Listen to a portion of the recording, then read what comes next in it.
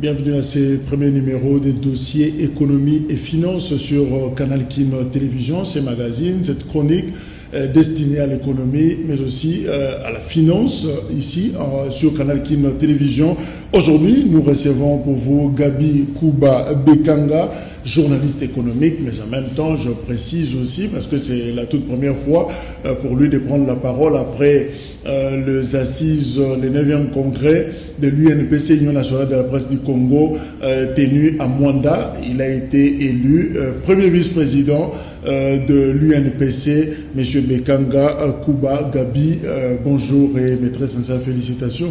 Merci beaucoup Jacques, tout le plaisir est pour moi de vous retrouver après presque 2 ans, on ne s'est pas vu. Je sais, j'ai participé à votre émission régulièrement de l'autre côté, mais c'était plus la chronique politique. Okay. Donc aujourd'hui, je vous félicite pour l'initiative que vous avez prise de créer cette tranche, parce qu'on a constaté que dans la plupart de nos médias, on parle plus de la politique que des questions économiques. Or, les deux se tiennent. La politique tient l'économie et l'économie tient la politique. Donc vous pouvez faire votre politique aujourd'hui. Si les gens n'ont pas de pain, alors demain il y aura des révoltes. C'est comme ça que vous voyez la plupart des soulèvements à travers le monde, à travers plusieurs pays. C'est dû généralement à la crise économique. Et donc la crise économique affecte la crise politique et la crise politique affecte aussi la crise économique. Coup de chapeau pour l'initiative que vous avez prise et j'accepte en tout cas vos félicitations, même si vous n'étiez pas avec nous à Mwanda. Donc ici, je n'interviens pas comme premier vice-président de l'Union nationale de la presse du Congo, mais j'interviens comme journaliste économique, mais sauf que vous avez saisi l'occasion pour me féliciter de mon élection qui a été démocratique, transparente et libre à Mwanda. Voilà, pour ces premiers numéros, coup de projecteur sur les réalisations ou les activités du ministère des Finances. Vous le savez, le Finance de la République démocratique du Congo, le ministère de Finances, l'argentier s'appelle Sélé Yalagouli depuis 2019, septembre 2019. Ça fait une année qu'il est là. On pourra dire un mot sur l'économie et finances en République démocratique du Congo. Mais Gabi Kuba Bekanga, vous êtes journaliste économique. Est-ce que Sélé Yalagouli, c'est les profils qu'il fallait pour les finances de la République démocratique du Congo? Personnellement, si vous regardez les articles que j'ai publiés juste après la formation du gouvernement le 26 août 2019, je me suis appesanti sur le profil de Sélé Yalagouli. Il a les profils qu'il faut parce que c'est un homme qui est qualifié. D'abord, c'est un économiste de formation et toute sa carrière, c'est dans les secteurs des finances publiques. Depuis le BESICO, il a été directeur des cabinets adjoints de Matata Pogno, en charge des questions économiques et finances. Et il est allé à la DGI comme directeur général de la Direction générale des impôts. Aujourd'hui, il est ministre des Finances. En tout cas, je n'avais pas d'objection concernant sa nomination au poste de ministre des Finances. Je crois que Matata, quoi que l'on dise, malgré les pesanteurs politiques et malgré les problèmes qui sont les nôtres, mais concernant la gestion, la discipline personnelle, Matata, là, qu'on l'aime ou qu'on l'aime pas, et Sélé est de ceux qui sont sortis de cette école de Matata. Donc il est sorti des entrailles de Matata. Un bon disciple. Comme vous voulez. Et même quand vous le regardez, ce n'est pas un homme qui fait la politique. Parce que quand on fait la politique à la place de l'économie, et l'économie à la place de la politique, ça ne colle pas et ça ne marche pas.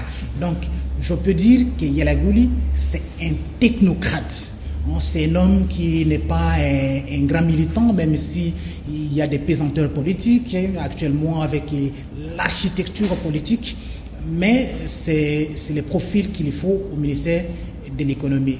En tout cas, le choix n'est pas du tout mauvais concernant sa personne, mais peut-être que les contextes et des pesanteurs qui font ou qui pourront faire qu'on donne d'autres résultats, parce que dans l'ensemble, ce n'est pas le travail d'un individu comme Yalagouli en tant que ministre des Finances. Il ne peut donner, il joue.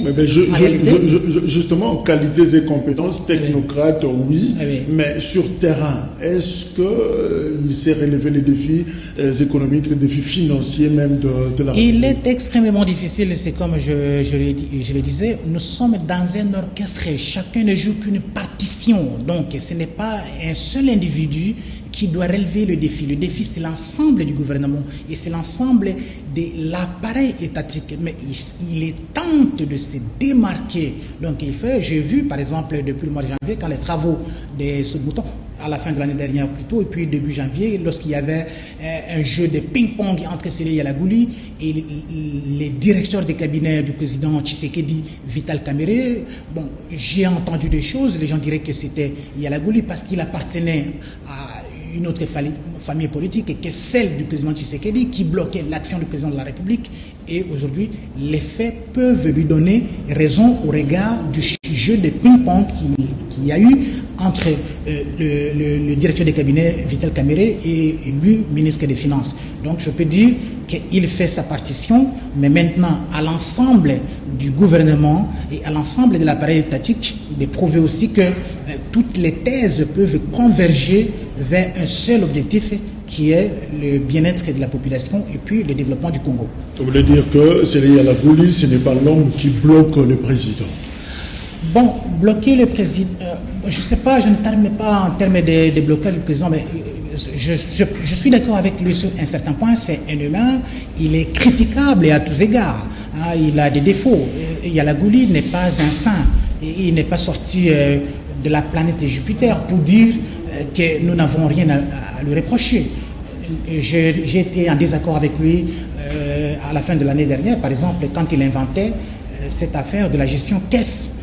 Et puis lorsqu'on regardait également le secteur minier, parmi les grands opérateurs qui fermaient au Katanga pour des raisons non fondées, notamment la question d'acide, le manque d'acide, c'était l'une des raisons, c'était la grande raison d'ailleurs qui a été soulevée par les filiales de Glencore au Katanga, et curieusement le ministre des Finances et le ministre des Mines, donc l'ensemble du gouvernement est tombé d'accord alors que ce n'était pas la raison. Donc j'ai été en désaccord avec lui sur ce point. Mais quand je regarde ce qu'il fait aujourd'hui, bon, avec sa gestion caisse, mais vous ne pouvez pas dépenser plus que vous ne gagnez. Hein? Le ministre des Finances n'invente pas l'argent. La Banque centrale non plus n'est pas là pour inventer l'argent. Et lorsqu'on recourt à la Banque centrale pour financer le déficit public, on lui demande de produire l'argent. Et en demandant à la Banque centrale de produire l'argent, voici les conséquences sur le plan économique. Vous avez l'inflation, vous avez le taux de change qui n'est pas maîtrisé parce que vous avez une masse monétaire en circulation qui est très élevée par rapport à la production nationale, et ça pose énormément de problèmes de gestion. Et sur ce point, je crois que je peux être d'accord avec Yalagouli. Est-ce qu'il bloque l'action du chef de l'État? Je ne sais pas ce qui se passe dans les arcanes politiques, mais quand je regarde les faits, l'économie a ses lois et ses principes. Donc, c'est basé sur les chiffres et des réalités. Vous n'allez pas faire de la fiction là où il faut faire l'économie. Vous n'allez pas faire la philosophie là où il faut présenter des chiffres. Et c'est ce que je vois aujourd'hui. Donc, le ministre Yalagouli présente ce qu'il peut à son niveau. Que peut-on retenir des finances de la République démocratique du Congo? Quel est l'état des lieux qu'on peut faire justement, prenons l'espace d'une année, hein, depuis août de l'année passée, 2019, jusqu'à aujourd'hui, quel est l'état des lieux de finances publiques? Bon, mais l'état des lieux des finances publiques est très mauvais. C'est vrai que l'argument principal aujourd'hui est que la pandémie du Covid... Mais n'êtes-vous pas trop sévère aussi? La pandémie du Covid, non, moi je vous présente des faits. Donc je ne suis ni pour ni contre X ou Y. La pandémie du Covid est venue accentuer la crise économique qui nous frappe, parce qu'il faut le dire clairement, la RDC n'a pas une économie solide. Hein, c'est une économie très fragile, hein, que l'on peut qualifier en termes vulgaires, une économie de chasse et de la cueillette. Sur quoi repose notre économie? Quel est notre modèle économique? Ça n'existait pas. Et les finances publiques, lorsque vous les regardez, il n'y a pratiquement rien. Et quand j'entends par exemple les discours officiels pour dire que nous allons entrer en récession ou nous sommes en récession, mais nous vivons permanemment en récession. Un pays respectable et un pays sérieux qui a par exemple des réserves de change de 2 semaines d'importation ou d'un mois, et vous dites que nous sommes en récession. récession. Non, nous vivons permanemment en récession. Notre économie n'a jamais décollé. Je peux dire que depuis la crise de la crise politique et avec la chute du maréchal Mobutu, aujourd'hui, presque rien sur le plan économique. Et les finances publiques également en souffrent sérieusement.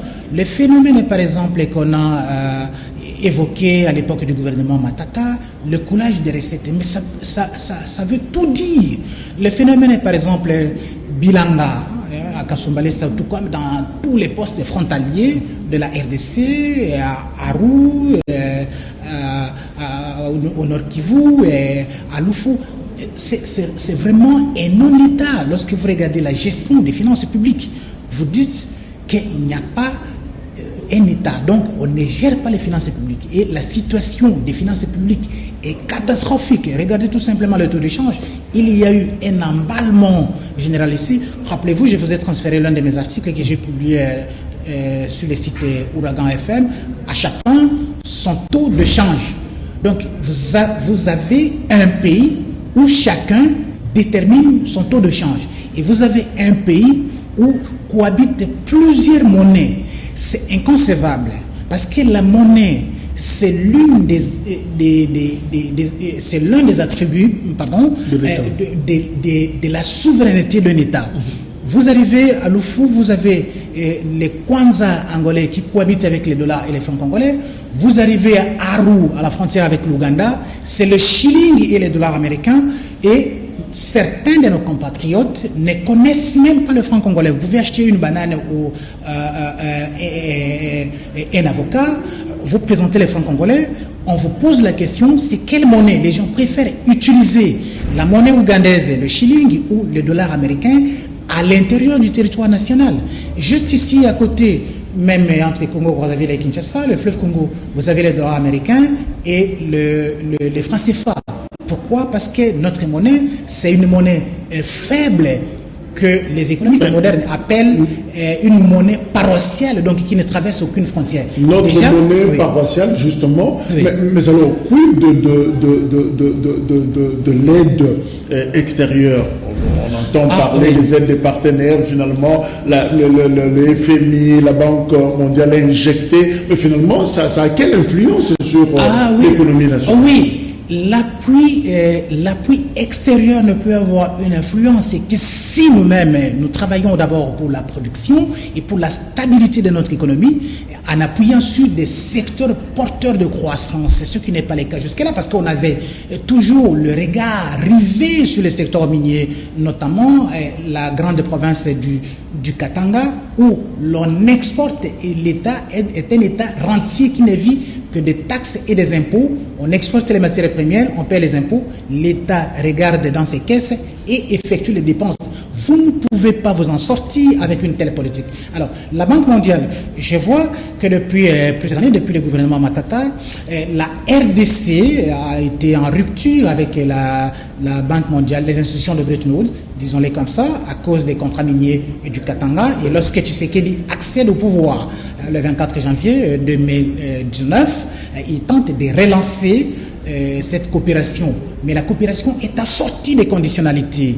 La Banque mondiale et le FMI n'ont pas toujours la même perception des problèmes de chaque État. Donc là-bas, il ne faut pas non plus l'oublier, ce sont des grands groupes financiers et qui dictent la loi, ce sont des grandes puissances qui dictent leurs lois et qui sont aussi leurs priorités, qui ont leurs agendas. Mais nous, à notre niveau, nous sommes très vulnérables et très reprochables à tous égards. Nous subissons la manière, de ces institutions. Non seulement ça, mais pourquoi on recourt à la Banque mondiale et au FMI? C'est parce que nous sommes en difficulté.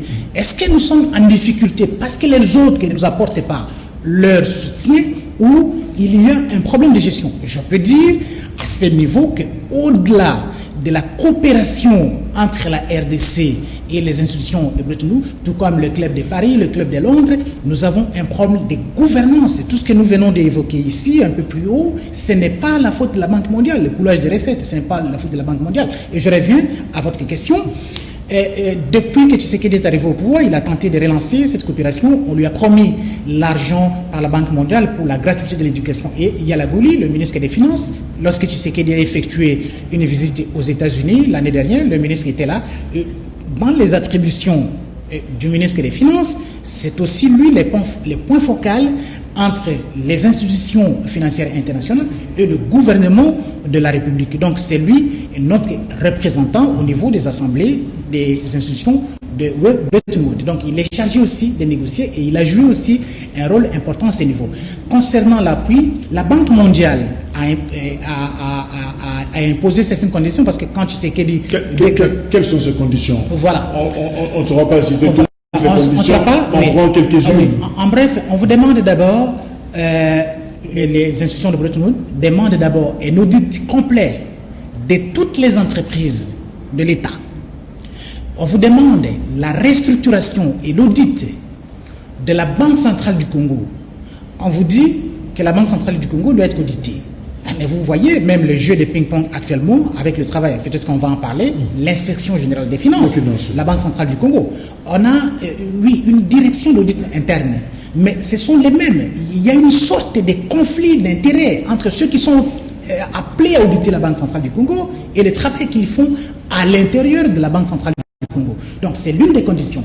L'autre condition aussi, on va vous demander de dégraisser les effectifs pléthoriques dans l'administration publique. Et je vous dis, ça c'est une exigence fondée. Si nous-mêmes étions sérieux, la Banque mondiale, vous avez par exemple dans des ministères où les cadres organiques n'a jamais été modifié et le nombre des agents est plus élevé que les tâches à accomplir au sein de chaque administration. Ça pose énormément de problèmes. Vous avez des agents fictifs, vous avez des agents doubles. La gestion des ressources humaines. C'est parmi les conditions de la Banque centrale du Congo.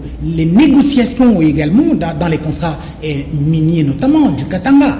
Plusieurs rapports l'ont démontré. Et d'ailleurs, si les secteurs étaient transparents, il n'y aurait pas d'exigence. Le gouvernement, rappelez-vous qu'il y a de cela 10 ans, le gouvernement de la République a initié les processus de la révisitation des contrats miniers dits léonais. Mais qui a signé ces contrats léonais? Ce sont les mauvais contrats, donc ce sont des responsables de l'État. Alors, si on vous comprend bien, Gaboukoub, avec ces tableaux que vous venez de présenter, la collaboration avec les institutions financières internationales n'est pas pour demain, finalement.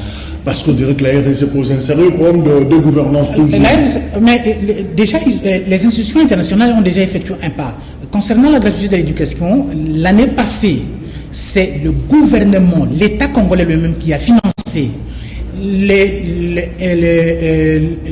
1 milliard qui a été promis par la Banque centrale du Congo au président Félix Tshisekedi, jusque-là n'a pas été débloqué. Donc ça n'a pas été débloqué. La gratuité de l'enseignement, c'est l'affaire de l'État congolais avec ses propres moyens jusque-là. Et coup de chapeau, parce qu'on a tenu quand même. Mais jusqu'à quand et jusqu'où, au regard de la situation de précarité qui est la nôtre, l'FMI a débloqué pendant cette période du Covid 463 millions de dollars américains. C'est pour soutenir, c'est pour injecter un peu l'argent au niveau de la Banque centrale et soutenir notre balance commerciale concernant les échanges internationaux et pour tenter de stabiliser la monnaie nationale. Donc le FMI aussi a fait quelque chose. Mais lorsqu'on regarde la gestion qui est la nôtre, donc nous ne répondons pas à plus de 90% aux exigences de nos partenaires. On ne présente pas suffisamment de garanties. Et il faut appuyer sur ces réformes et faire encore mieux, un peu d'austérité et de rigueur. À ce moment-là, on saura convaincre les bailleurs de fonds pour revenir et nos partenaires vont soutenir notre économie. Mais à qui la responsabilité? N'est-ce pas aux technocrates dont on a parlé au début de cette émission? Je voulais dire le ministre des Finances finalement. Ah oui, mais c'est pourquoi je vous dis, le ministre des Finances, c'est vrai, il est là, le président de la République qui a initié ces contacts. Et là, mais vous avez le gouvernement de la République. C'est vrai, le ministre des Finances, c'est l'ordonnateur national, c'est l'argentier. Donc il ordonne. Mais regardez la chaîne de la dépense. La chaîne de la dépense, vous avez plusieurs intervenants. Le ministre X qui a pris l'engagement et le ministre du budget qui va faire la liquidation et le niveau, la banque centrale qui va décaisser après l'ordre du ministre qui demande à la banque centrale de payer tel ministère, tel ou tel dossier. Est-ce que les choses se déroulent de manière orthodoxe et cohérente entre les différents départements et les différents services de l'État? À ce niveau, c'est là, il y a la Gouli de trouver des excuses. Mais en fait, le problème, c'est à quel niveau finalement dans cette chaîne-là, Gabi, Kouba, le problème, c'est à quel niveau exact? Le problème, c'est un problème structurel. Nous avons eu, hier d'ailleurs, quand j'ai suivi l'adresse du président Tshisekedi, il a parlé de prédateurs. Ça veut tout dire. Donc, ce sont des responsables de l'État. Ceux qui étaient, ou ceux qui sont censés donner la prospérité à la République, ce sont les mêmes qui l'ont ruiné. Donc, le problème est structurel. Et ça va passer par la justice. Ça va passer par la gestion des finances publiques. Ça va passer par des sanctions sévères contre ceux qui se sont compromis dans la gestion de la chose publique. Et il faudrait également canaliser les ressources de l'État. C'est donc une situation qui dépasse les compétences du ministre des Finances. Mais c'est pourquoi je vous dis que c'est un problème systémique. Ce n'est pas seulement l'affaire du ministre. Le ministre peut dire oui. Il a inventé sa théorie de la gestion caisse. Ah oui, il regarde ce qui se trouve à la Banque centrale du Congo et on voit les dépenses de l'État, l'armée, les paiements du personnel, l'éducation, tout ça. Mais si les autres départements n'ont pas produit, notamment le ministère des Mines, le ministère des Mines, vous n'avez pas parlé du ministre en tant qu'individu, le ministère des Mines, on regarde aussi le travail du ministère de l'économie, la prospérité économique. Mais vous ne pouvez pas, la Banque centrale n'invente rien. La Banque centrale, c'est la caisse de l'État. Mais même dans ce cas, parce que vous posez une question fondamentale. Le problème, c'est à quel niveau? Le problème aussi, c'est de l'autre côté. La Banque centrale du Congo. Et c'est assez révélateur. Dans les procès 100 jours, lorsque les comptes X, les comptes de la Banque centrale destinés à une banque privée, a été déviés vers une autre banque. Donc la Banque centrale a failli aussi à cette mission. Et on sait, le ministre des Finances, oui, c'est lui l'autorité, il est le tuteur du gouverneur de la Banque centrale du Congo. Mais par rapport au pesanteur politique, il n'a pas d'autorité sur le gouverneur de la Banque centrale du Congo. Ça, il faut le dire clairement, pas même le Premier ministre. Donc, le gouverneur de la Banque centrale du Congo évolue un peu comme un électron libre. Voilà, sous une autre planète. C'est un peu la chasse gardée. Et c'est ce qu'il faut éviter. Il faut éviter la politisation des institutions de la République. Donc, revenons au principe. Gardons cet aspect. Il n'y a pas une façon congolaise de gérer l'économie et les finances publiques qui soient différentes les normes de tous les pays du monde entier. Voilà. Alors, gardons cet aspect de gouvernance. Est-ce qu'à ces stades, l'IGF, l'Inspection générale des finances, peut jouer un rôle? Ah oui. Rappelez-vous, Jacques, que l'Inspection générale des finances a été anesthésiée par les différents gouvernements qui se sont succédés. Et nous pouvons saluer la décision du président Tshisekedi ou du gouvernement actuel d'activer ou de réactiver le travail de l'Inspection générale des finances. Les finances de l'État ont été gérées comme des biens privés. Voici une révélation. Vous avez la loi Mabunda, la loi sur la transformation des entreprises publiques en sociétés commerciales. Et vous avez quelques entreprises du portefeuille de l'État, voilà, qui dépendent du ministère du portefeuille.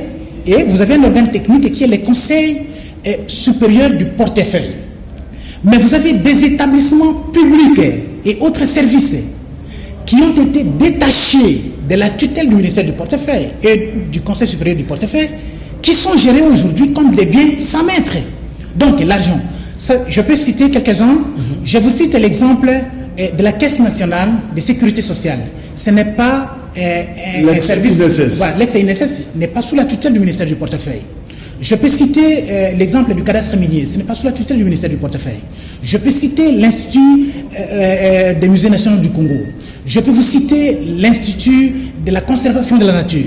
je peux vous citer tant des services qui sont censés rapporter à l'État et ne sont plus. Donc, le mandataire, les responsables de ces établissements publics et de ces entreprises ne rendent compte au ministre. L'État propriétaire ne reçoit pas de rapport annuel. L'État propriétaire ne reçoit pas les rapports sur les états financiers de ces services et établissements publics.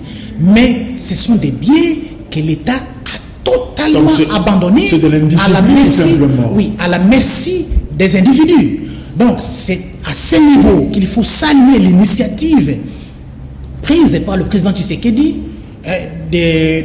d'activer le travail de l'inspection générale des finances. Oui. Et vous avez vu que le travail des inspections générales des finances, si Tshisekedi ne l'a pas fait, pendant cette période de crise accentuée, parce que nous, on était déjà frappé par la crise, accentuée par la pandémie du Covid, l'État serait même en cessation des paiements, même de ses propres agents.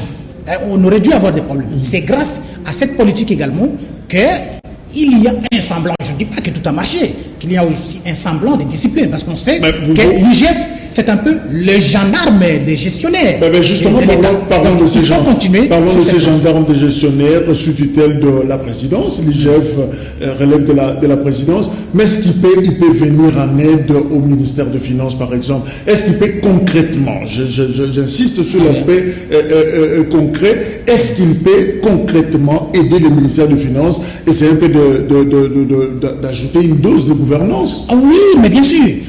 Ces services-là, c'est vrai que sous la tutelle, c'est un service attaché directement à la présidence de la République, mais le ministre des Finances n'est pas étranger. Et Yaya Gouli a même apprécié la démarche de l'inspection générale des finances, concernant, même s'il y a des points de divergence concernant des milliers d'exonérations, plus de 1350. Ça, c'est le travail de l'IGF.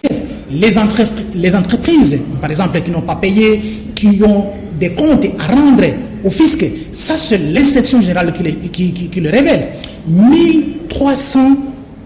Plus de 1300 exonérations illicites, parce que les exonérations existent dans tous les pays du monde entier et dans nos lois de la République existent. Mais il y a une sorte de magouille et de manigance de la part de certains responsables de tel ou tel service, de tel ou tel ministère, ou encore en complicité avec certains agents, l'État lui-même aussi, et agents économiques. Donc ces exonérations illicites, si on arrive à les stopper, l'État peut avoir la possibilité de gagner quelque chose. Alors, et là, le ministre ne peut qu'être fier du travail de l'inspection générale des finances. Je ne pense pas que Yaya Gouli soit opposé à la démarche de l'IGF. Mais justement, est-ce que vous donnez longue vie à l'IGF, à l'inspection générale des finances? Si ça ne dépendait que de moi, ce service devrait être redynamisé, rééquipé, et son personnel devrait être mieux traité. D'autant plus que vous l'avez dit, c'est le système qui est malade. Oui, est-ce que l'IGF peut faire exception dans un système qui est déjà malade, parce que vous avez pratiquement exonéré le ministère des Finances en disant que le problème étant systémique? Est-ce que l'IGF peut faire exception? Et l'IGF le fait déjà.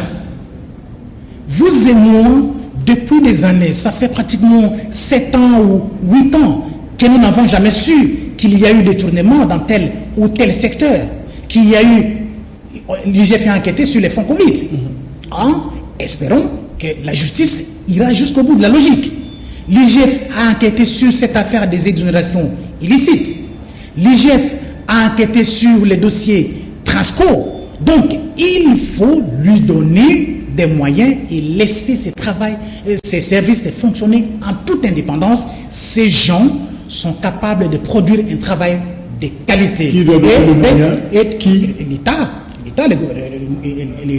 L'État congolais, le gouvernement de la République, donc le président de la République et le gouvernement, pour appuyer.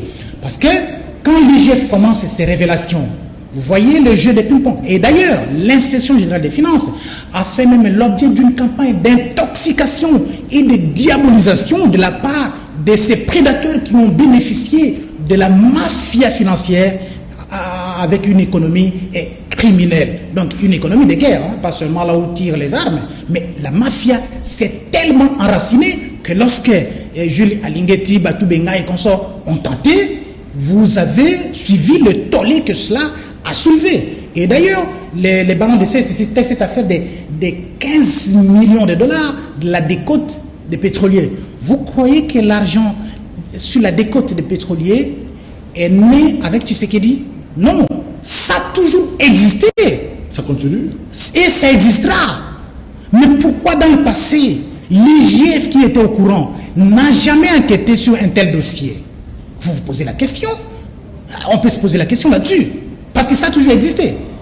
Alors, aujourd'hui, il faut encourager sérieusement le travail de l'inspection générale des finances. Ne peut s'opposer à ce travail que ceux qui appartiennent au réseau mafieux.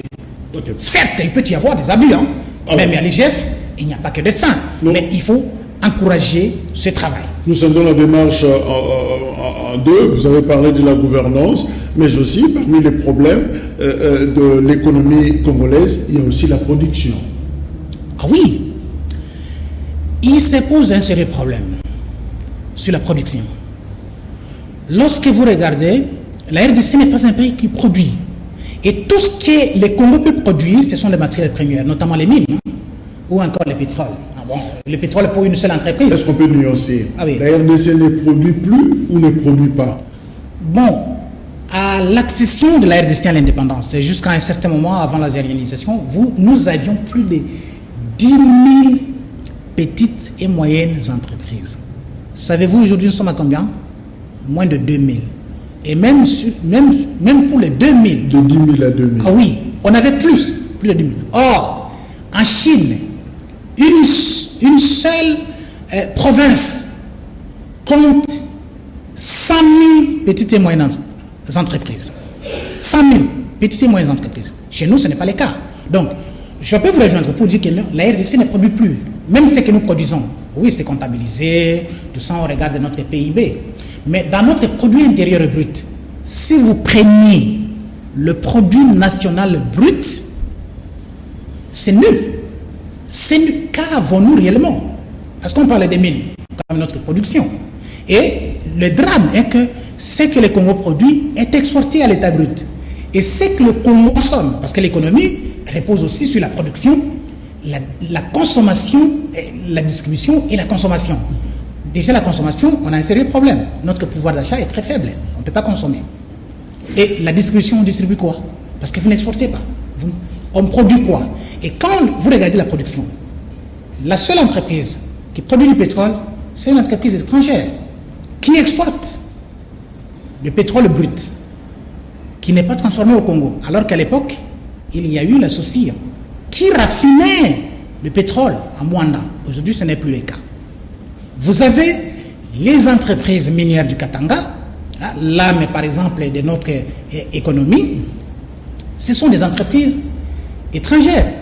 La Gécamine qui était notre locomotive, que représente-t-elle encore aujourd'hui? À l'accession du Congo à l'indépendance, la Gécamine avait 107 gisements.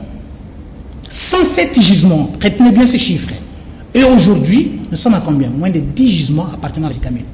Toute la production, tous les contrats qu'on a signés, tous les problèmes qu'on a connus, aérianisation, ce sont les anciens copains du comité central.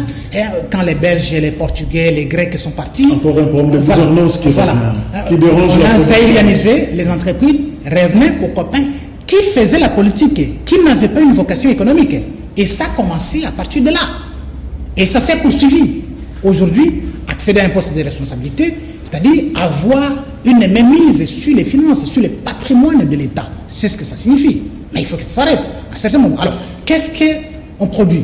On produit les minerais. Les minerais exportés à l'État brut par les multinationales qui ne sont pas congolaises, qui sont étrangères, et sont vendus. Donc l'État, je le dis, se contente des taxes et des impôts, par ailleurs mal gérés. Voici donc la production congolaise dépend du sous-sol, mais est-ce qu'on peut compter sur les sols aussi?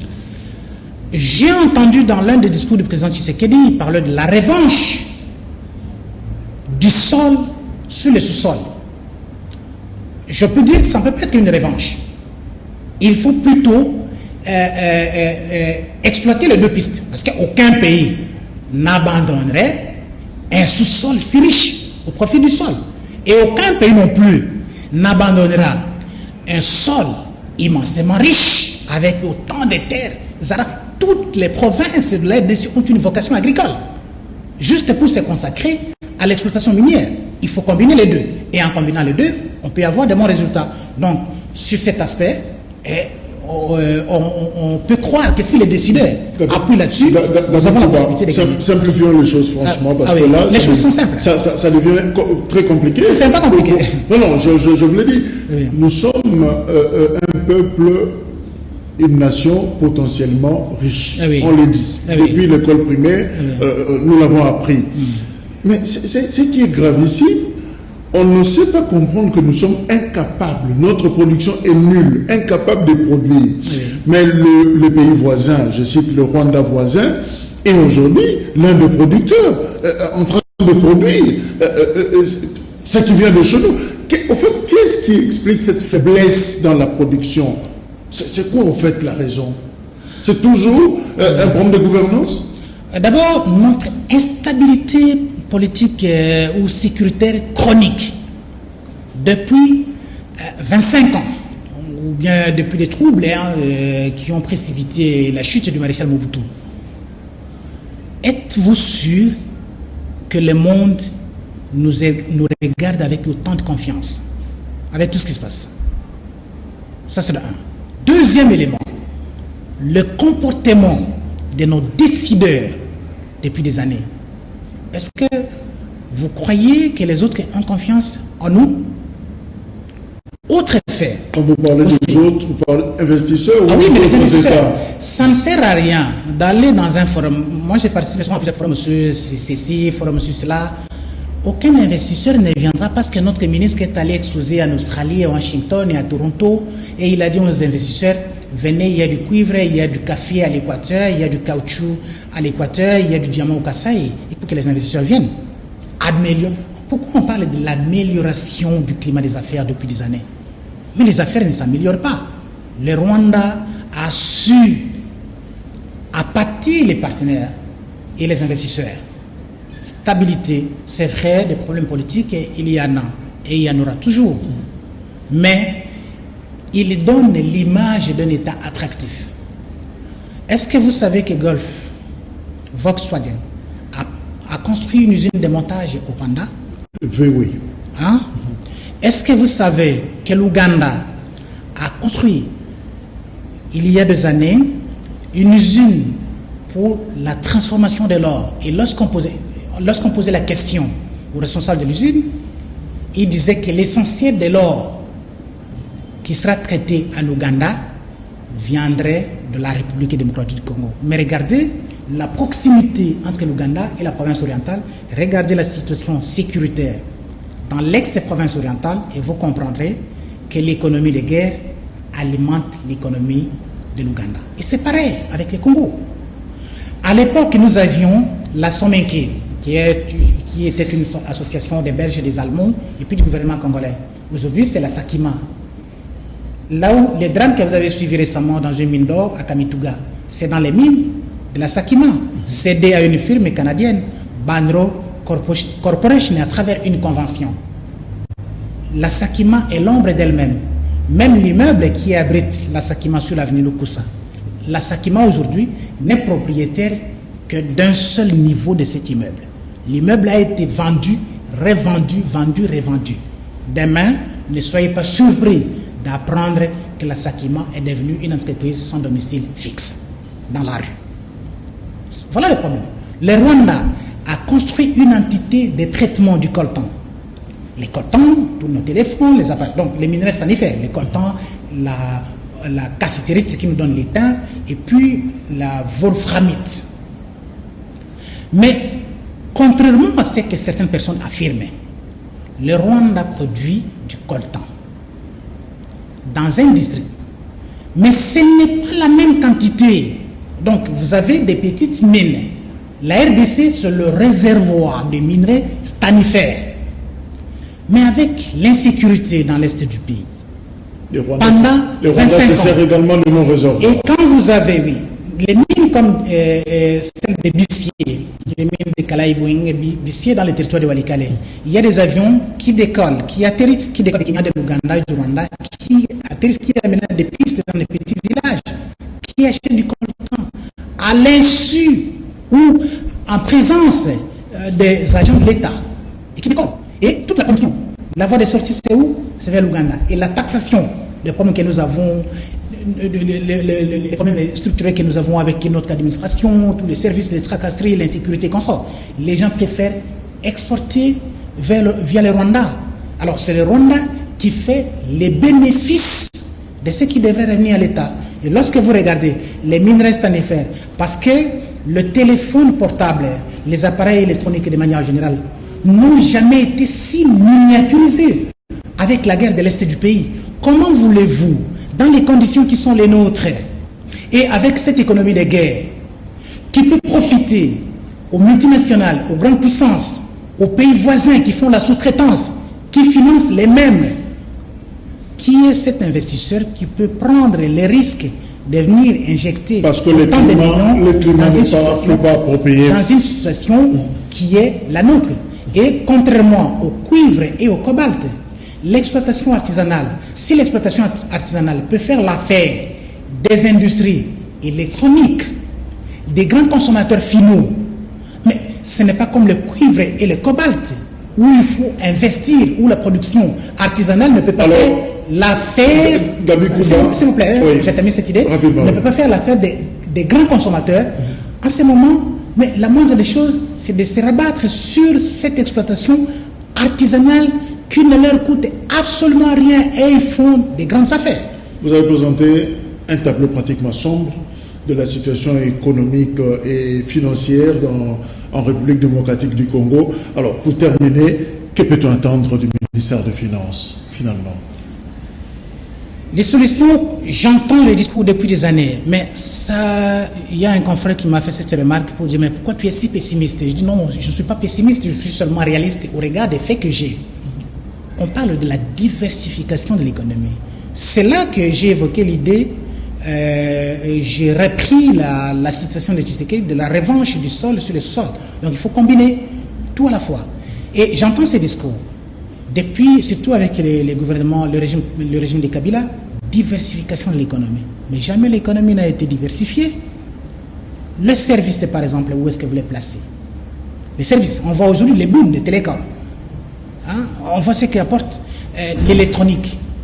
Est-ce que la RDC a investi suffisamment dans ce secteur pour tirer aussi des bénéfices? Et on a une jeunesse du...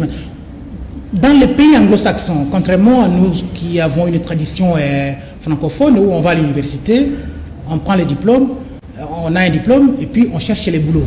Et les boulots, généralement, dans les cas de la RDC, le plus grand employeur reste l'État congolais. Or, l'État ne peut pas être que le plus grand employeur. Le plus grand employeur, c'est le secteur privé. Est-ce qu'on appuie le secteur privé? L'une des solutions passera par là. J'ai entendu le gouvernement, je crois qu'il parlait des programmes pour l'entrepreneuriat des jeunes. Mais ça ressemble à quoi? Quel est le contenu? Ce n'est pas à travers les discours. Donc, les start-up dans des pays anglo-saxons sont émus par des jeunes.